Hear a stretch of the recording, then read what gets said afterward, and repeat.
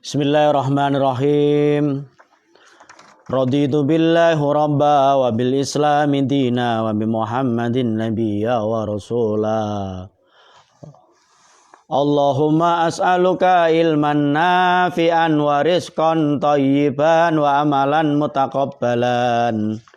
Rabbi shrahli sadri wa yassirli amri wahlul 'uqdatam min lisani yafqahu qawli. Rabbi zidni ilma warzuqni fahma. Assalamualaikum warahmatullahi wabarakatuh. Waalaikumsalam. Innal hamdalillah nahmaduhu wa nasta'inuhu wa nastaghfiruhu wa na'udzu billahi min shururi anfusina wa min sayyiati a'malina. May yahdihillahu fala mudilla lahu wa may yudlilhu fala hadiya lahu.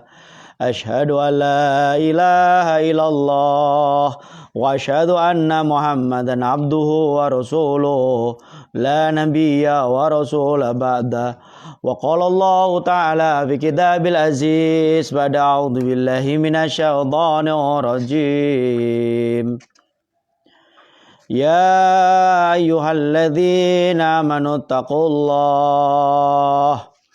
Ya ayyuhalladzina amanu taqullaha haqqa tuqatih wa la tamutunna illa wa antum muslimun. Wa qala Rasulullah sallallahu alaihi wasallam, fa inna astaqal hadis kitabullah wa khairul hadi hadi Muhammad wa syarrul umur muhdatsatuha wal muhdatsatil bid'ah wa kullu bid'atin dhalalah wa kullu dhalalatin finnar. Alhamdulillahirabbil alamin. Hadirin semuanya, para pemirsa yang dimuliakan oleh Allah Subhanahu wa taala. Pertama, marilah kita senantiasa bersyukur kepada Allah, di mana Allah Subhanahu wa taala masih memberikan kita banyak kenikmatan sehingga kita bisa bertegur sapa, saling sapa meski hanya lewat online. Semoga Allah Subhanahu wa taala senantiasa memberkahi kita, memberikan kita banyak karunia, hikmah, serta segala macam apa aja yang membuat kita semakin taat kepada Allah Subhanahu wa taala. Maka mari kita meningkatkan takwa kita kepada Allah Subhanahu wa taala. Sekarang ini sudah sampai hari yang ke-15. Separuh dari perjalanan Ramadan sudah terlewati. Ya, kita berdoa kepada Allah, semoga ya, ibadah kita dari sejak awal bulan Ramadan di hari pertama hingga hari kemarin Allah menerima semuanya. Dan semoga perjalanan hari ini hingga akhir Ramadan tetap masih dikasih kekuatan untuk istiqomah di jalan Allah Subhanahu wa taala. Sehingga di akhir Ramadan ketika berganti menjadi bulan Syawal, bergema takbir, Allahu Akbar, Allahu Akbar, Allahu Akbar. Ketika gema takbir berkumandang, maka sudah bersih dosa-dosa kita dan diangkat derajat kita, diampuni semua dosa, dapat pahala yang banyak, menjadi modal kita turun rahmat Allah sehingga kita menjadi orang yang senantiasa dicintai oleh Allah. Amin Allahumma amin. Kedua kalinya solawat dan salam kunjuk dumateng habibina Rasulullah sallallahu alaihi wasallam. Allahumma salli ala Muhammad wa ala ali Muhammad kama shalaita ala Ibrahim wa ala ali Ibrahim wa barik ala Muhammad wa ala ali Muhammad kama barakta ala Ibrahim wa ala ali Ibrahim innaka hamidum majid. Wong Islam niku wis ora entuk bosen-bosene ngucapi sholawat. Ahli sunnah wal jamaah niku nggih tiyang sing paling rajin sholawatan. Maka ya harus bersolawat. Le wong aku ahli sunnah solawatan kok ars-arasen. Niku ahli sunnah cap opo. Ahli sunnah adalah orang yang senantiasa menjunjung tinggi nama Rasulullah Sallallahu Alaihi Wasallam. Ketika dia terdengar Muhammad Rasulullah Sallallahu Alaihi Wasallam, dia akan menjawab Allahumma sholli alaihi. Bukankah ada dalam sebuah riwayat bakhil-bakhilnya orang itu adalah yang terdengar nama Rasulullah Sallallahu Alaihi Wasallam tetapi dia tidak menjawab. Maka ketika mendengar nama Rasulullah jawab Sallallahu Alaihi Wasallam. Ketika menjawab Sallallahu Alaihi Wasallam menjawab Allahumma sholli alaihi wa barik alaihi. Seperti itu. Ini ajaran yang telah diajarkan oleh para salaful ummah. Para salaful ummah. Soalnya banyak ya orang-orang yang tidak suka dengan sholawat. Ini salah kaprah. Jadi umat Rasulullah yang salah kaprah adalah orang yang tidak suka mengucapkan sholawat. Namun begitu, dalam memuliakan Rasulullah bukan hanya sekedar mengucapkan sholawat. Akan tetapi juga harus meninggikan apa ajaran-ajarannya, sunnah-sunnahnya. Apa yang pernah dikerjakan oleh Rasulullah dan itu untuk umatnya, untuk boleh dicontoh. Apa yang pernah diajarkan oleh Rasulullah untuk umatnya ya kita ambil. Kata Rasulullah, taraktu fikum amro ini, aku tinggalkan dua perkara yang kalau umat Islam itu berpegang teguh di atas dua perkara ini lantadillu, dia tidak akan pernah tersesat abadan selama-lamanya. Apa itu? Berpegang terhadap Al-Quran dan sunnah Rasulullah Sallallahu Alaihi Wasallam. Jadi kita ini harus berpegang terhadap wahyain, dua wahyu, yakni Al-Quran dan As-Sunnah. Berpegang kepada Al-Quran dan As-Sunnah.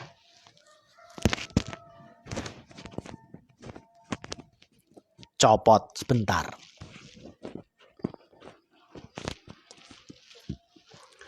Orang-orang yang senantiasa berpegang teguh terhadap wahyunya Allah, berpegang teguh terhadap Al-Quran dan As-Sunnah, dialah yang benar.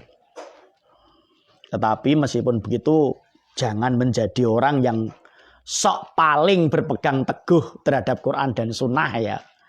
Tidak boleh. Itu saru. Jadi merasa bahwa orang yang berpegang teguh terhadap Quran Sunnah itu kelompokku iki, yang lainnya tidak. Jangan. Ya kita tinggal menilai, kita tanya, kelompokmu berpegang kepada Quran dan Sunnah? Ya sudah selesai. Kelompokku ya, kelompoknya ya sudah. Berarti sama-sama berpegang teguh terhadap Quran dan Sunnah. Gitu. Usah ngurusi orang lain lah. Kita ngurusi diri kita sendiri atau kelompok kita sendiri. Kita ini sudah berpegang teguh terhadap Quran dan Sunnah atau belum gitu. Dan alhamdulillah kita yang berada di Yayasan Al-Islam Al-Awsat ini selalu dan senantiasa belajar dan belajar.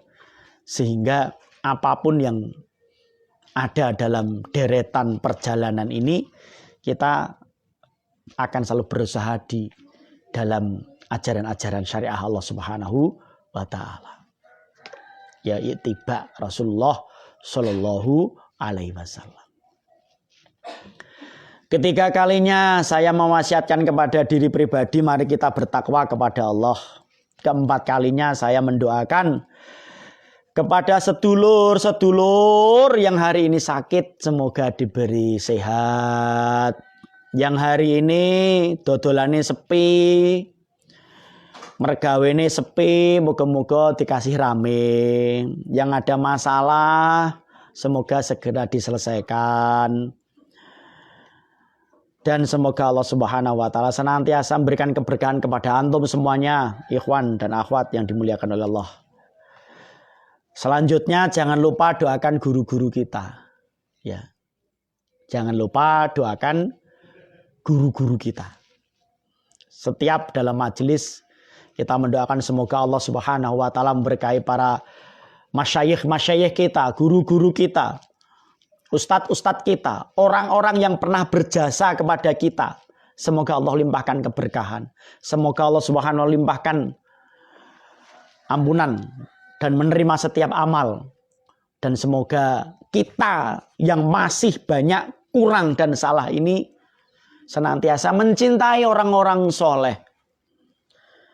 Ketahuilah ikhwah, saudaraku, perbanyaklah berteman dengan orang-orang soleh. Akeh-akehi duwe kanca wong soleh, senajan awake dhewe iki urung soleh. Niki pegang betul itu ya. Pegang betul. Cari kenalan orang-orang yang soleh, teman SB, teman FB yang soleh, temanan di WA orang-orang yang soleh. Cari teman-teman yang soleh, perbanyak teman-teman yang soleh, ustadz-ustadz, ustadzah, masyayikh. Cari mereka, teman-teman yang soleh, hormati mereka, cintai mereka, sayangi mereka, doakan mereka. Beri hadiah mereka, silaturahmi dengan mereka, berguru kepada mereka. Siapa? Dengan orang-orang soleh. Sungguh persahabatan dan pertemanan itu nanti akan saling memberikan syafaat. Kata Imam Syafi'i, kami mencintai orang-orang soleh dan kami ingin menjadi seperti mereka. Meskipun kami ini belum ada apa-apanya dibandingkan mereka. Ini yang ngomong Imam Syafi'i. Padahal Imam Syafi'i soleh ora majat. Apalagi awake dhewe, ya kita ini sing la ilaha illallah Muhammad Rasulullah sing masih banyak dengan kekurangan. Ayo kita cintai orang-orang soleh. Muslim yang benar itu di dalam hatinya itu banyak mahabbah, banyak cinta, bukan kebencian. Muslim yang benar itu di dalam hatinya itu penuh dengan apa ya? Marhamah, kasih sayang. Untuk siapa? Kaum muslimin. Untuk siapa? Orang-orang yang soleh. Untuk siapa? Para ahli maksiat. Oh, ahli maksiat juga? Iya. Para ahli maksiat pun harus kita sayangi. Tapi kita doakan semoga mereka segera bertobat di jalan Allah. Semoga mereka segera mendapatkan hidayah dari Allah. Semoga mereka cepat berhenti dan hijrah di jalan Allah Subhanahu wa Ta'ala. Lah, ketika ngerti ahli maksiat itu, kita tidak boleh membenci makhluknya. Kita hanya tidak suka terhadap amalannya. Tapi hati kita marhamah, kasih sayang. Kita sayangi mereka, kita cintai mereka, kita doakan. Ngelihat anak-anak pang di pinggir jalan, didongake, ya Allah, bocah-bocah pang.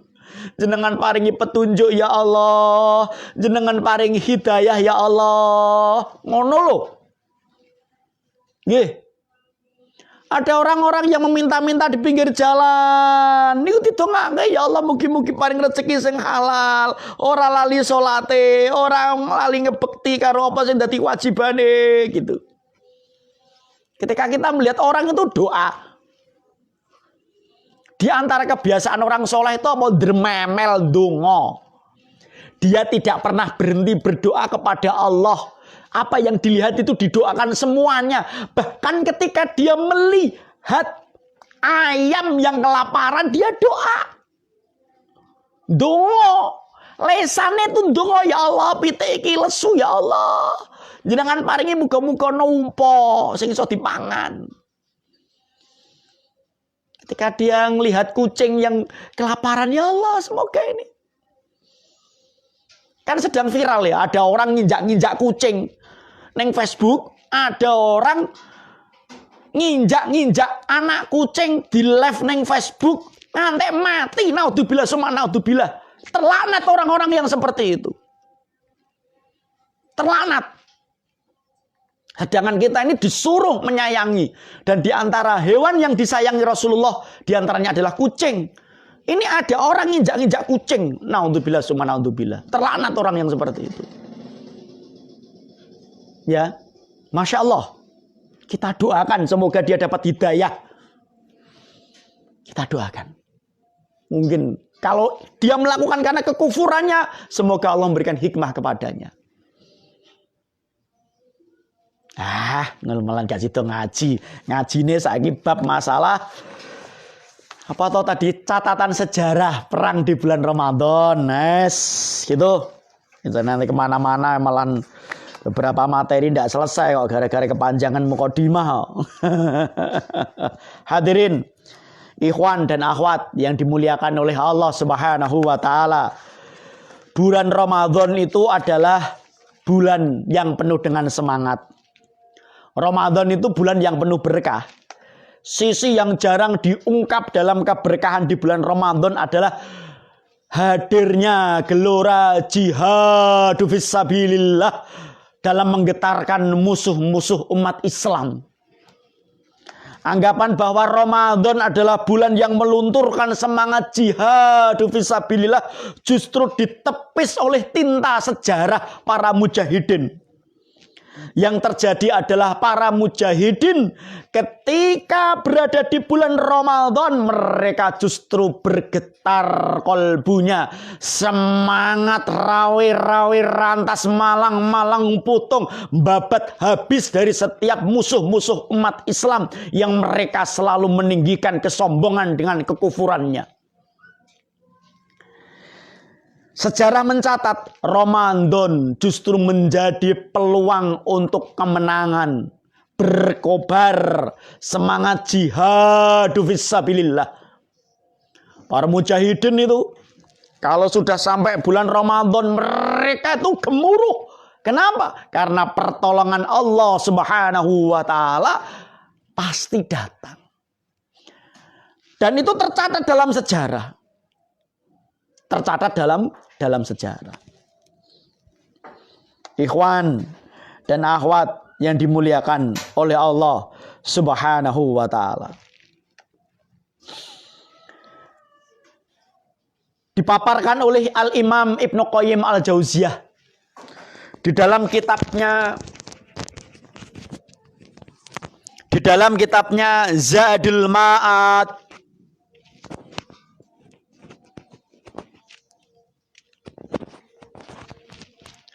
Ada di dalam kitabnya Zadul Ma'ad, beliau bertutur. Pada bulan Ramadan, beliau banyak mengerjakan berbagai amal ibadah, yaitu Rasulullah SAW. Jibril alaihissalam selalu mendampingi beliau untuk mengajarkan Al-Quran. Kali Jibril menemukannya, beliau adalah sosok yang lebih dermawan daripada angin yang berhembus. Dan di bulan Ramadan beliau lebih dermawan lagi. Beliau memperbanyak sedekah, menolong sesama, tilawahnya, sholat, iktikaf, zikir-zikir makin diserusi. Ibadahnya di bulan Ramadan lebih serius, tidak seperti di bulan-bulan lainnya. Bahkan terkadang beliau melakukan puasa wisol agar siang malam selalu beliau beribadah secara maksimal. Ini yang dikerjakan oleh Rasulullah SAW. Penjelasan Imam Ibnu Qayyim Al-Jauziyah di atas bukan berarti beliau membatasi hanya dalam ibadah bulan Ramadan saja. Bahkan di bulan Ramadan dicatat dalam sejarah apa? bahwasanya gelora jihadu fisabilillah, pertempuran melawan orang-orang kafir, kemenangan yang terukir di dalam Al-Quran yang disebut dengan Yaumul Furqan, yaitu Yauma Talqon Jam'an, yaitu bertemunya dua pasukan antara ahlil batil dan ahlil haq, yaitu perang Badar. Perang Badar itu ada pada masa Rasulullah SAW dan itu di bulan Ramadan di tahun kedua Hijriah. Masya Allah. Kapan? 17 Ramadan. Pada 17 Ramadan. Yang disebut dengan perang Badar Al-Kubro. Kita ketahui, ikhwah, bahwasanya jihadu fisabilillah adalah dzarwatus sanam fil Islam. Puncak dari ibadah di dalam Islam itu adalah al-jihadu fisabilillah. Puncak tempur, puncak ibadah. Ibadah yang paling puncak. Bahkan para ulama itu mengatakan, andai kata rumah, andai kata itu rumah, Islam itu adalah kabait, yaitu bagaikan rumah, maka jihadu fisabilillah itu adalah atap. Adalah atap. Dia adalah atap yang paling atas sendiri.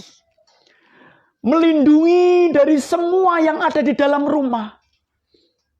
Rumah yang tidak ada atapnya, maka isi rumah itu akan hancur lebur, bahkan mudah rusak, bahkan mudah terkeok-keok, bahkan mudah bobrok. Rumah itu nek ora ana atape, ora ana gendenge, ora ana renge, omahe nek udan bocor kabeh, nek panas kepanasan. Loh, begitu juga dengan Islam. Kalau umat Islam itu semangat ruhul jihadnya melemah, semangat perjuangannya itu melemah, maka umat Islam akan kocar wal kacir. Ya, dia akan kocar wal kacir. Akan dipermainkan oleh orang-orang kafir. Akan dipermainkan oleh orang-orang kafir. Kenapa? Semangat untuk berjihad fisabilillah melemah. Lah yang sekarang umat Islami melemah semangatnya. Lah ora patek wani tempur, ora patek wani jihad. Ya. Ndak begitu berani. Wedi. Sithik-sithik wedi. Padahal orang yang berjihad di fisabilillah itu mendapatkan keutamaan yang sangat luar biasa. Nih hadis Rasulullah Shallallahu Alaihi Wasallam. Berbahagialah seseorang hamba yang menarik tali kekang kudanya dalam jihad fisabilillah. Yang rambut kepalanya menjadi lusuh. Dua kakinya berlemuran debu. Jika diberi tugas untuk ribat berjaga-jaga di tepi pertepian batas pertempuran. Jika diberi tugas barisan belakang, maka dia pun menepatinya. Jika dia minta izin, maka dia tidak diberi izin. Jika dia minta syafaat keringanan mendapatkan, maka dia tidak diberi syafaat. Ini keutamaan orang-orang yang jihadu fisabilillah, maka dia akan mendapatkan keutamaan yang luar biasa di hadapan Allah Subhanahu wa taala.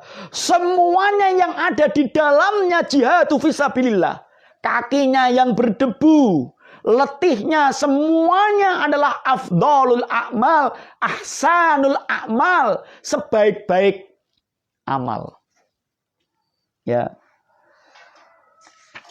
Mempunyai keutamaan yang luar biasa.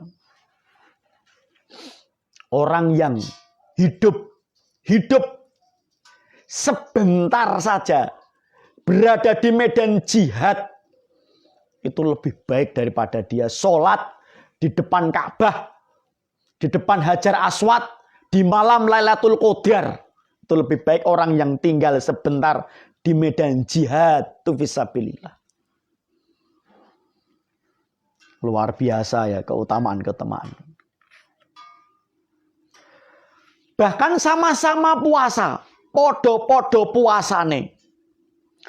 Orang yang berpuasa di negeri yang aman dengan orang yang berpuasa di medan jihad itu berbeda. Pahalanya berbeda. Rasulullah Shallallahu Alaihi Wasallam copot lagi sebentar.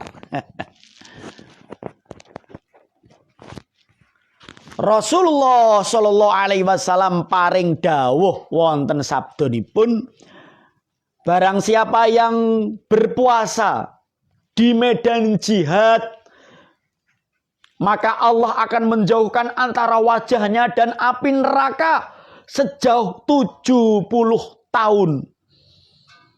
Hadis riwayat Bukhari di dalam bab kitab Al-Jihad Fisabilillah. Oh ya, luar biasanya sebegitu ya. Masya Allah itu ya.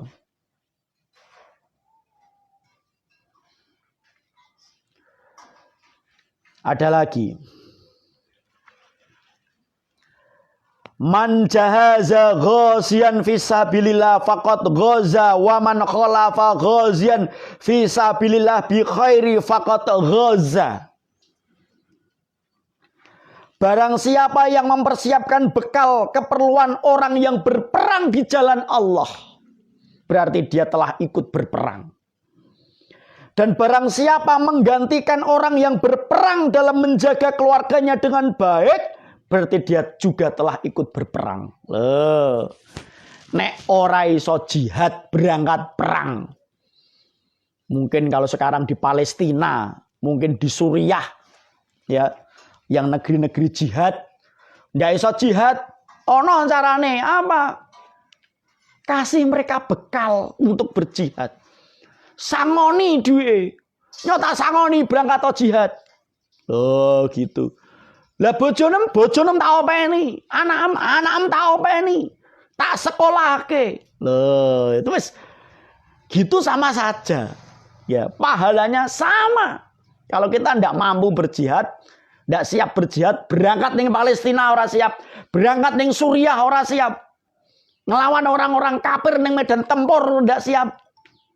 Ya sudah, ya caranya apa? Siapkan diri, membantu, nyangoni, ya gitu. Tentu banyak ya kalau kita keutamaannya.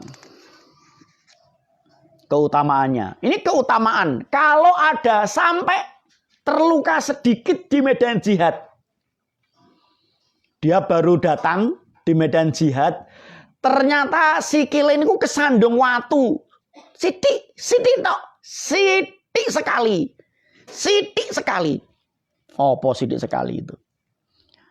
Kata Rasulullah Shallallahu Alaihi Wasallam paring dawuh, tidaklah suatu luka yang diderita oleh seorang mukmin di medan jihad. Ada orang mukmin terluka di medan jihad. Dan Allah Maha mengetahui siapa yang menderita luka itu di jalannya. Melainkan dia akan datang pada hari kiamat. Warnanya warna darah dan baunya seperti bau kasturi. Itu nanti menjadi saksi. Tetesan darah yang menetes tadi itu. Luka yang melukai tubuhnya itu nanti seperti bau kasturi. Akan menjadi saksi. Dan setiap orang nanti akan iri. Podo-podo boroken, podo-podo kena silet, podo-podo kesandung watu ning gene Bluro karo ning gene Palestina ning Gaza niku pahalane dhewe. Podo-podo ngantuk ceklik-ceklik ngeten iki. Ngantuk ning gene negeri aman sama ngantuk ning medan jihad pahalane dhewe. Mana yang lebih baik? Di medan jihad. Mana yang lebih bagus? Di medan jihad. Bahkan dalam Hadis riwayat Imam Tirmizi. Bila ada seseorang anak atau seseorang dia syahid di jalan Allah, jenengan duwe anak 7, jenengan gadah putra 5, utawa jenengan duwe anak 3, duwe anak 3, lanang 1, wedok 2, seumpama anake 3, wedok lanang wedok, seumpama salah sijine lanang, sing lanang niki jenengan berangkat ke jihad fisabilillah karek wedok 2. Ternyata sampai medan tempur dia ternyata syahid di jalan Allah, niku lunas uripe jenengan, lunas. Disebut lunas kenapa, Ustaz? Soalnya anak yang syahid di jalan Allah satu ini nanti akan geret 70 loh, 70 niku sinten mawon jajalan jenengan sak keluargane pinten, ibu bapak jenengan, dulurin jenengan, pakde bude niku wis ana 70 ora, akan memberikan syafaat 70 orang masuk surga tanpa hisab, langsung masuk surga wus 70. Ayo. Wani orang donga, ya Allah Gusti, mugi-mugi salah satu anakku ada yang syahid teng medan jihad sehingga bisa memberikan kami syafaat untuk masuk surga secara langsung. Ayo, pengen ora langsung masuk surga tanpa hisab, ndak lewat macem-macem, wis ora ana yaumul hisab, yaumul mizan, wis ora ana sirat, langsung mlebu syahid, langsung mlebu surga pletek. Ya, itu keutamanya jihad fisabilillah. Wah, zaman semono nek ngomong ngeten iki walah tenanan ora barbar, senengane nggih.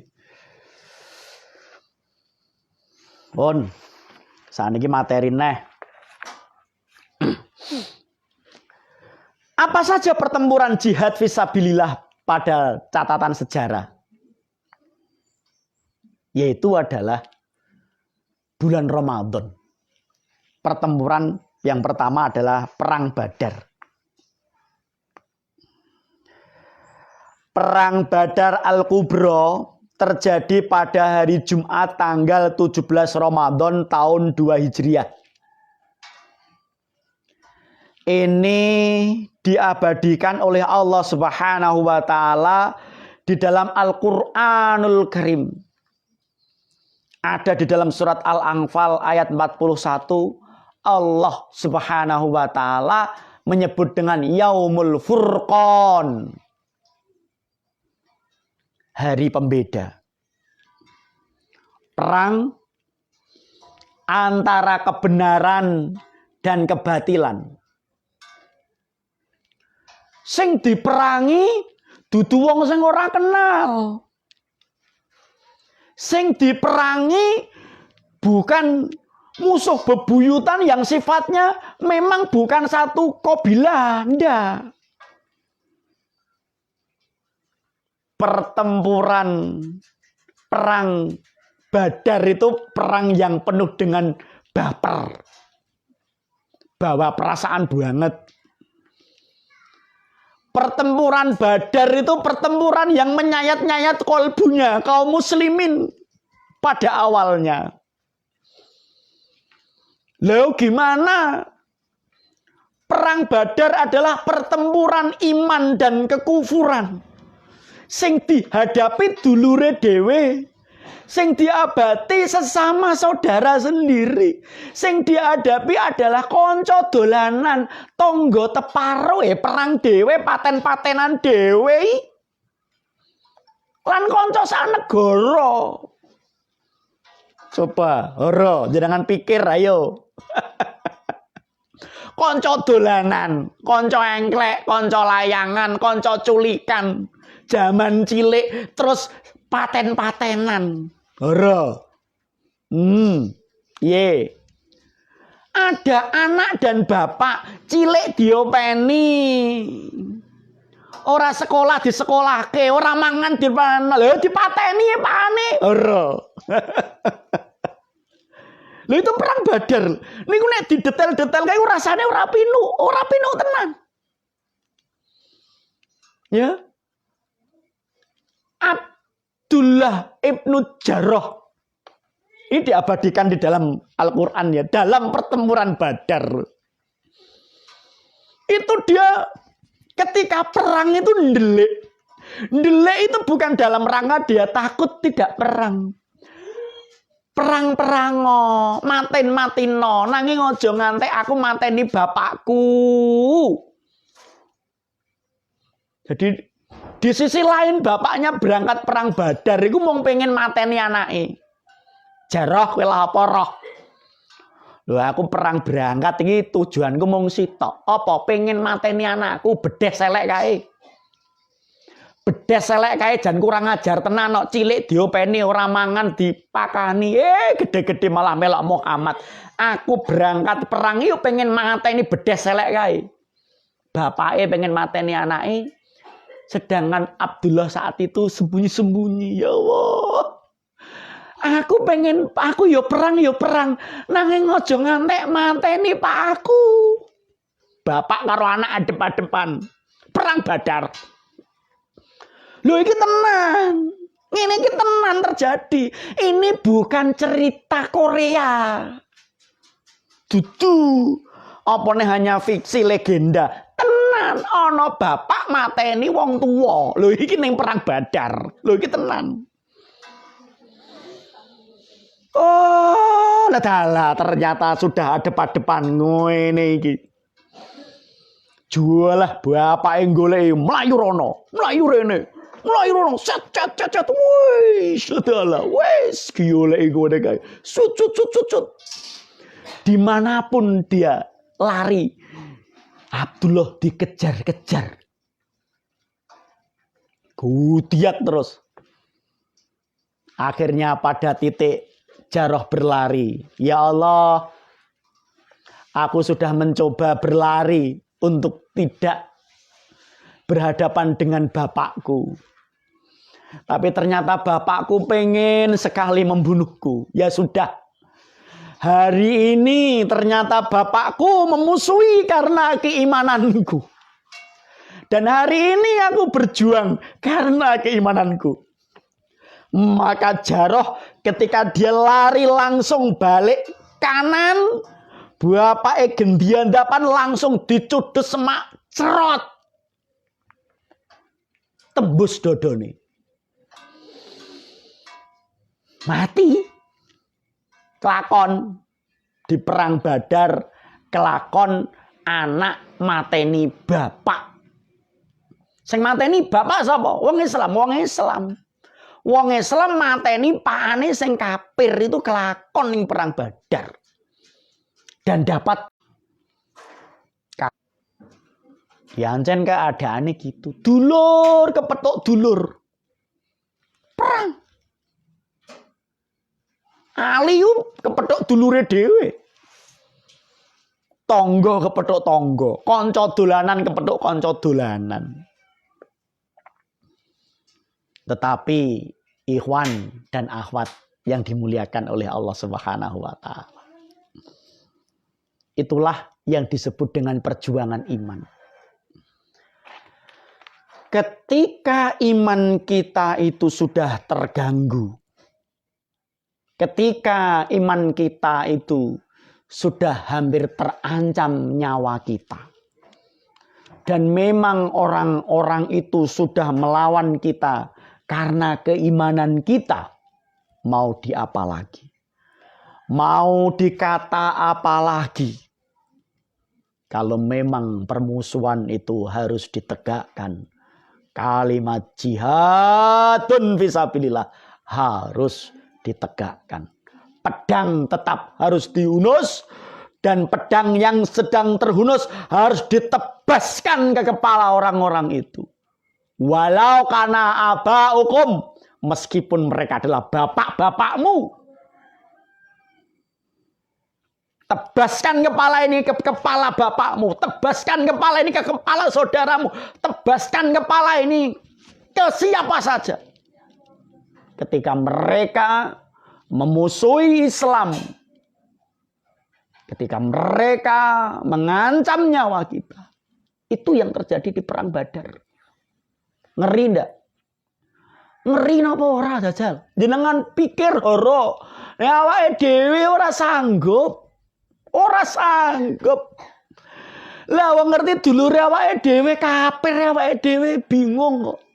Ora sanggup, ora sanggup. Apa neh nego mbleh pane ora sanggup, ora sanggup, ora sanggup. Sanggup, ngacu sanggup. Sanggup, ora sanggup. Dari situlah saudara-saudara. Kenapa para ahlul badar itu setelah itu diampuni seluruh dosanya oleh Allah Subhanahu wa taala. Ahlul badar itu mempunyai kedudukan yang tinggi di hadapan Allah Subhanahu wa taala. Ahlul badar itu mereka ngelakoni dosa entah ikut diampuni oleh Allah.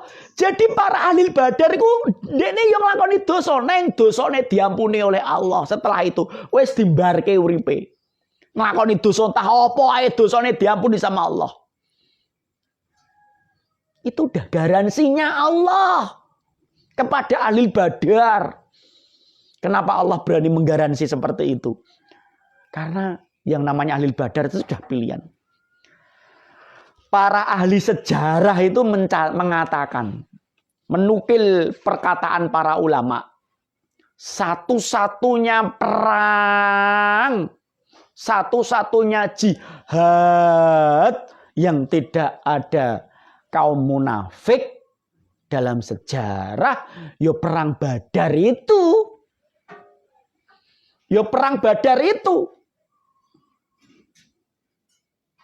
Karena sangat tragis sekali. Karena sangat baper sekali. Dan Abu Jahal saat itu dia mati. Abu Jahal mati. Siapa yang membunuh Abu Jahal? Dalam riwayat lain disebutkan adalah Ibnu Mas'ud radhiyallahu an. Dalam riwayat lain disebutkan adalah Mu'adatain, 2 anak kecil. 2 anak kecil ini ketika perang Badar mau dimulai, dia bertanya kepada Abdurrahman bin Auf. Paman, woi, mana toh yang namanya Abu Jahal itu yang mana toh? Loh kenapa? Kok saya mendengar kisahnya orang itu jahat banget dengan Rasulullah. Pokoknya saya pengen ikut perang hanya khusus pengen mateni. Pengen mateni Abu Jahal. Wah, ini bocah cilik wis wani jihad. Zaman dulu itu anak-anak muda dulu itu cilik-cilik nom-noman ini wis wani berangkat perang. Wis do hafal Quran, wis wani jihad membela Islam iki. Lho zaman sekarang iki bocah cilik iki WA-an iki, Facebookan iki ora barbar iki, ale TikTokan iki malah ora ana marine. Ada yang salah dengan pendidikan kita. Ada yang salah dengan pendidikan kita. Ya. Maka kata para ulama, barang siapa yang dia pengen menjadi orang-orang yang hebat sebagaimana para sahabat radhiyallahu anhum ajmain, maka ya dia harus kembali tata cara ibadahnya, tata cara hidupnya, tata cara berkarakter akhlaknya, mengikuti tata cara para sahabat radhiyallahu anhum ajmain. Itu perang Badar ya, perang Badar. Wah ini kalau diceritakan orang perang Badar, sak jam dewe ndak selesai. Yang pada intinya perang Badar saat itu 1000 lawan 300. Satu-satunya pertempuran yang para malaikat ikut tempur itu ya perang Badar. Dalam riwayat itu kalau sahabat mau membabat ini, set, terus pedot dhisik. Urung ditebas gulune coklat dhisik. Urung ditebas gulune coklat dhisik. Lha iya perang Badar kuwi. Ya. Masya Allah, perang Badar itu luar biasa ya. 300 lawan 1000. Dimenangkan siapa? Ya menang balane Rasulullah. Allahu Akbar walillahil hamd. Dan itu terjadi di bulan Ramadan.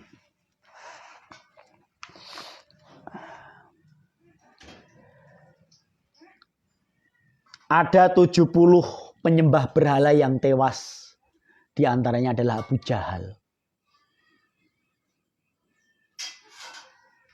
Lah, ketika Abu Jahal itu dipendem jadi satu. Itu kan nek cara Jawa Rasulullah getem-getem. Getem-getem itu boleh dengan orang jahat ya. Ustadz, boleh nggak getem-getem? Getem-getem itu apa tau? Getem-getem sama orang kafir boleh. Rasulullah getem-getem kok.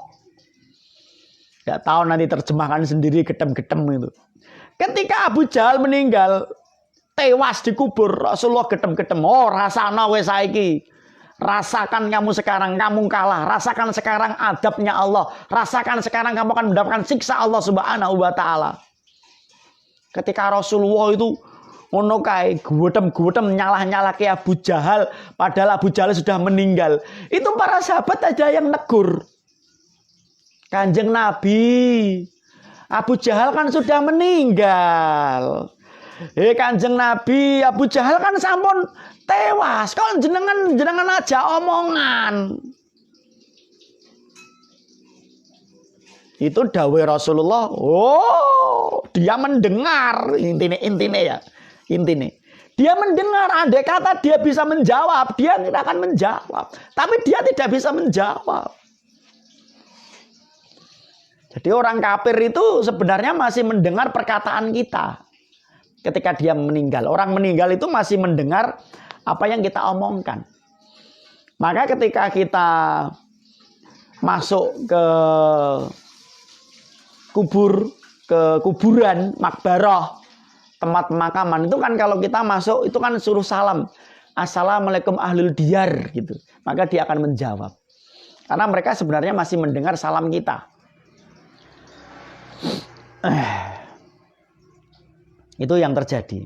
Itu terjadi ketika perang Badar. Perang apa lagi? Perang Khandaq juga sama ketika terjadi pada bulan Ramadan. Ada Fathul Makkah. Fathul Makkah, peristiwa penaklukan kota Makkah ini diabadikan oleh Allah dalam Al-Quran surat Al-Fath. Yang pertama, peristiwa bersejarah yang disebut dengan Fathal Mubina. Kemenangan yang nyata dan gemilang itu terjadi pada 10 Ramadan pada tahun 8 Hijriah. Fathul Makkah. Ya, saat itu terjadi seperti itu. Ketika Fathul Makkah, Rasulullah SAW datang mengepung orang-orang yang ada di Makkah. Dan kemenangan itu terjadi tanpa peperangan. Ada beberapa insiden, tapi tidak sampai perang. Rasulullah memasuki kota Makkah dengan damai. Rasulullah memasuki kota Makkah dengan nyamannya. Dan saat itulah terlihat kepiawaian Rasulullah menjadi seorang pemimpin. Berwibawa sekali. Kemudian Rasulullah berkhutbah. Barang siapa yang dia ingin selamat, Maka datanglah ke rumahnya Abu Sufyan. Datanglah ke depan Ka'bah. Gitu ya. Dan beberapa khotbahnya. Maka orang-orang saat itu diampuni, siapa masuk Islam. Dan beberapa diampuni, dan ada beberapa orang yang tidak diampuni. Memberikan kedamaian. Saat itu diperkirakan, wah iki engko nek Muhammad melebu Makkah dikuasai Muhammad lagi, kita nanti akan dibunuh sama Muhammad. Ternyata Rasulullah tidak seperti itu. Rasulullah memaafkan. Karena memaafkan itulah akhirnya mereka berduyun-duyun masuk Islam. Mereka, oh ternyata Muhammad pemaaf. Agamanya Muhammad agama yang damai. Akhirnya mereka sama masuk Islam. Ya, sama masuk Islam.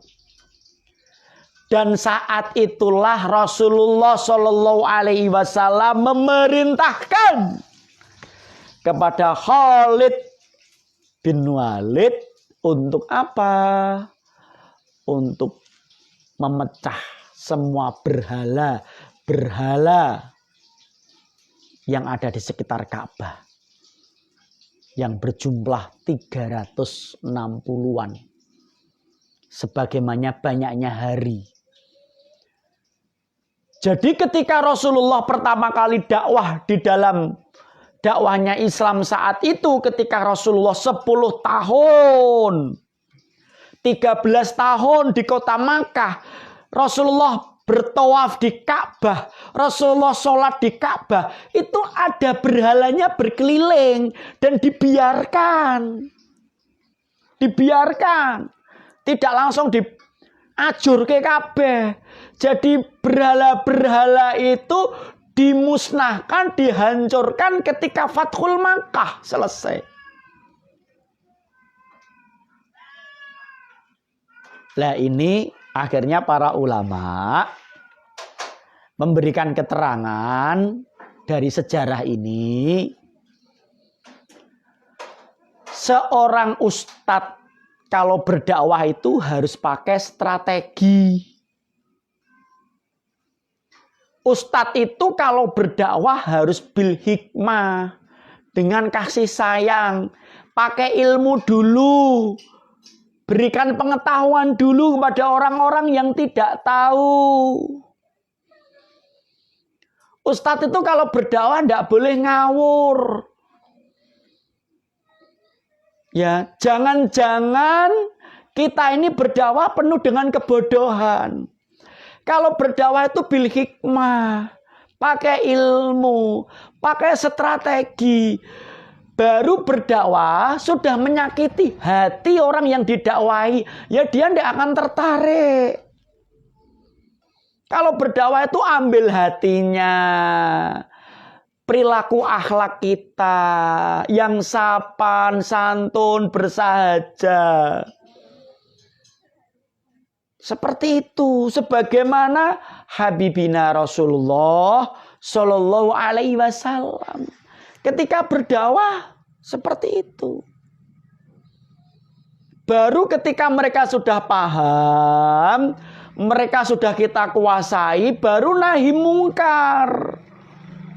Sebagaimana Rasulullah menghancurkan berhala-berhala itu, menunggu hampir belasan tahun untuk menghancurkan berhala-berhala di sekitar Ka'bah. Dan ketika Fathul Makkah, ketika tahun Ramadan 1 pada tahun 10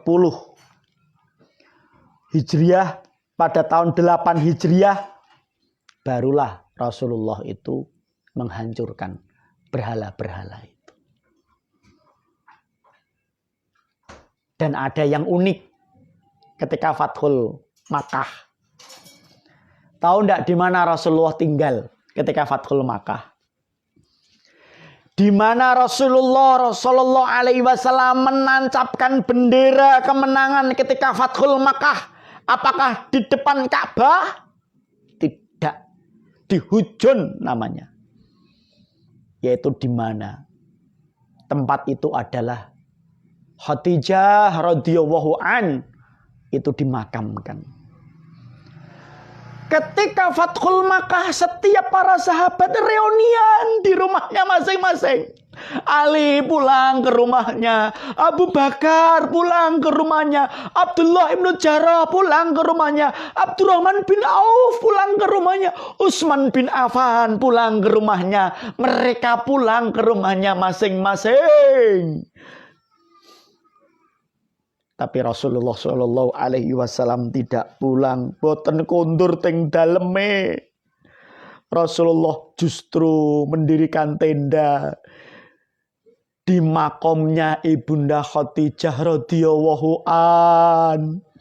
Dia bermakam di kuburannya Khadijah radhiyallahu an. Dia dirikan tenda di makamnya Rasulullah di Ibunda Khadijah radhiyallahu an. Allahu akbar walillah. Dia berbicara, Khadijah, Khadijah, Khadijah. Ya, Khadijah mengungkapkan ungkapan hati. Nek bahasane gampangnya, Khadijah iki lho nduk, istriku, aku pulang. Aku menang. Bener apa sing dadi unimu wahai istriku? Allah memenangkan aku. Khadijah, Khadijah. Maka para ulama itu mengatakan mengungkapkan isi hati kepada orang yang sudah meninggal karena kerinduan itu boleh. Jangan salah paham ya. Please jangan salah paham. Kontak di bawah sini. Jangan salah paham. Mengungkapkan isi hati kepada orang yang sudah meninggal, bercerita, itu boleh. Itu wajar. Sebagaimana Rasulullah kangen kepada ibunya untuk ziarah. Sebagaimana Rasulullah kangen kepada istrinya Khadijah, kemudian mengungkapkan. Itu boleh. Para ulama sudah finish ini membahas secara detail. Sing nggak boleh itu meminta-minta, nyuwun kalian tiang mati ini nggak boleh, hukumnya syirik. Mbah, dongake putune jenengan, Mbah. Kula nyuwun kalian jenengan, Mbah, paringi sugih, Mbah. Niku syirik, nggak boleh. Nggih, nggak boleh. Tapi kalau bercerita, Anda ketika kecil selalu diceritain oleh ibumu. Nak, kamu harus sukses. Nak, kamu harus jadi anak yang berhasil. Nak, kamu harus menjadi orang yang hebat. Nak, kamu harus menjadi orang yang kuat. Kamu harus jadi mandiri. Kemudian dirimu berjuang belum selesai. Bapakmu meninggal. Ibumu meninggal. Terus suatu saat kamu menjadi orang seperti yang dikisahkan oleh orang tuamu. Kemudian kamu ingat bahwa ibu selalu bercerita seperti itu. Bahwa bapak selalu memotivasi saya untuk menjadi seperti ini. Bahwa ibu ketika kecil selalu bercerita. Bapak selalu bercerita. Kemudian jenengan datang ke kuburan. Kangen jenengan kalian bapak jenengan. Kangen jenengan kalian ibu jenengan. Kemudian jenengan datang ke kuburannya, berziarah, ziarah di dalam kuburan, ziarah. Kemudian jenengan kisah, Bu, anakmu wis sukses, Bu.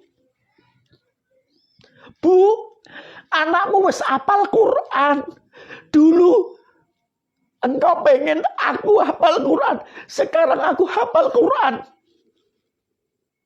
Boleh. Boleh. Hal seperti itu boleh. Dan itu dikerjakan oleh para salafus soleh. Dikerjakan oleh orang-orang soleh. Dikerjakan oleh para aimatul madhab. Dikerjakan oleh Rasulullah. Boleh. Ngungkap ke unek-unek. Boleh. Bu. Anakmu saiki wis sukses. Kamu dulu bercita-cita anakmu iso sukses. Kamu dulu bercita-cita anakmu iso dadi sarjana. Aku saiki dadi sarjana, Bu. Boleh. Bahkan Imam Ibnu Qayyim Al-Jauziyah di dalam nasihatnya ketika kita itu ziarah ke kuburan, maka orang yang meninggal itu bisa ngerti kita. Ini nasihatnya Imam Ibnu Qayyim Al-Jauziyah. Ngerti. Oh, anakku lagi ziarah saya. Oh, aku lagi ditiliki anakku. Oh, aku ditiliki bojoku. Oh, aku ditiliki tonggoku. Kita bisa ngerti. Ini menurut keterangannya Ibnu Qayyim Al-Jauziyah. Begitu juga dengan Rasulullah ketika Fathul Makkah. Ketika Fathul Makkah, Rasulullah Shallallahu Alaihi Wasallam itu banyak mengungkapkan curhatnya. Dia ingat bagaimana Ibunda Khadijah radhiyallahu anha memotivasi Rasulullah untuk terus berdakwah. Dan ketika sudah sampai, maka reunian Rasulullah Shallallahu Alaihi Wasallam dengan Ibunda Khadijah. Ya, jangan salah paham ya Ustaz Dino ngentuk ke apa meminta-minta kepada kuburan, salah paham, jenengan salah paham. Yang diperbolehkan itu mengungkapkan rasa, mengungkapkan tadi omongan itu tadi ya. Ustadz tanya sifat-sifat atau karakter apa saja yang bisa diteladani pada diri Ibu Siti Khadijah. Matur nuwun Ustadz. Akhlak yang harus diambil dari sifat Ibunda Khadijah untuk seorang istri adalah Ibunda Khadijah itu tidak pernah mengangkat suaranya ketika berbicara dengan suaminya. Gak pernah bentak-bentak. Maka Ibunda Khadijah nanti akan dibangunkan satu rumah yang tanpa kegaduhan. Rumah yang teduh. Rumah yang penuh dengan keheningan. Rumah yang syahdu. Kenapa? Karena Ibunda Khadijah adalah wanita yang tidak pernah bentak bojone. Ibunda Khadijah tidak pernah mengangkat suaranya keras. Pak, kowe iki lha opo le, Pak? Dadi bojo kok dapur koyo ngene iki ndak opo le, Pak? Ndak pernah. Bunda Khadijah mboten nate ngoten niku. Itu yang mungkin perlu dicontoh ya. Ya mungkin kasih catatan karena mungkin ya istrinya karena suaminya karena Rasulullah. Tapi terlepas daripada itu, kalau seorang wanita bisa merendahkan suaranya, dia bisa memakai kalimat yang baik dan bijak dan tidak pernah menyakiti hatinya seorang suami dalam bertutur kata, maka dia akan mendapatkan keutamaan yang sangat luar biasa. Maka tirulah karakter Bunda Khadijah ini. Yang kedua, karakter Bunda Khadijah itu adalah selalu mendukung suami dalam kema'rufan. Apapun yang dilakukan oleh suami selama itu adalah untuk dakwah, untuk Islam, maka selalu mendukung. Yo jangan kualik, bojone arep ngaji diganduli, bojone arep kegiatan diganduli, bojone arep nglakoni macam-macam diganduli. Lah iki kualik. Bojo cap apa ngene iki salah nek ngoten niku. Nggih. Dan yang perlu lagi dikerjakan oleh Ibunda Khadijah, ciri adalah Ibunda Khadijah itu dewasa. Dewasa. Ya, kedewasaannya. Sebagaimana ketika Rasulullah mengatakan zamiluni, zamiluni gitu. Ketika mendapatkan wahyu pertama kali, itu begitu dewasa. Barakallahu. Ternyata tidak selesai lagi materi kita. Padahal pertempuran-pertempuran sejarah di Ramadan itu banyak sekali. Seperti perangan pembebasan Andalusia itu juga terjadi pada masa Ramadan. Ya, 92 Hijriah. Penaklukan Amriyah itu juga terjadi 223 Hijriah. Perang Ainul Jalut itu pada 15 Ramadan juga sama. Nggih. Barakallahu fikum. Ini yang saya sampaikan pun peteng loh. Berarti ini sudah menunjukkan mau nging. Nah, barakallahu fikum, semoga bermanfaat. Jazakumullah khairan kasiran, matur nuwun. Subhanaka Allahumma wa bihamdika asyhadu alla ilaha illa anta astaghfiruka wa atubu ilaik. Assalamualaikum warahmatullahi wabarakatuh.